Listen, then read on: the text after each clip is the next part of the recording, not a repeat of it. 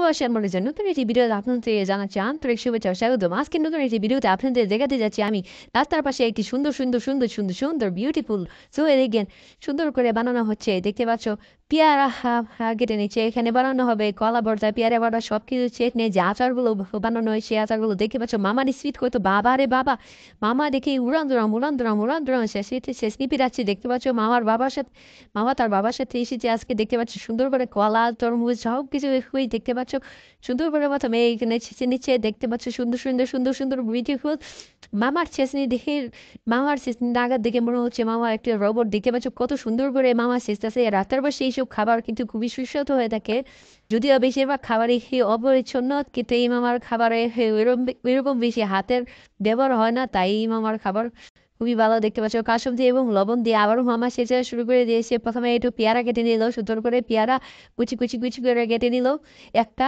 এই আরেকটা, মোটমাট দুইটা মিলে একটাই হয়ে গেছে। এই তো সুন্দর করে পেয়ারাগুলো মাখা বানাবে। এখন একটু কাসুন দিয়ে দিল, এখন একটু লবণ দিল সুন্দর করে। এখন আবার একটু তার মশলাগুলো দিয়ে সুন্দর করে মাখাই দিচ্ছে। মামার এখানে সব কিছুই বেচা হয়, এখানে আচার পেয়ারা মাখা সবকিছুই প্রায় বিক্রি হয়। দেখতে পাচ্ছ মামা একজনকে পেয়ারা মাখা সার্ভ করলো, মামার পেয়ারা মাখা খুবই সুস্বাদু। দেখতে পাচ্ছ মামা আবারও সুন্দর করে ছেঁচনি দিয়ে ছেঁচতেছে। মামার এই ছেঁচনি সেচা বা অনেকে কলা কলা ভর্তা বলে, সে খুবই সুস্বাদু।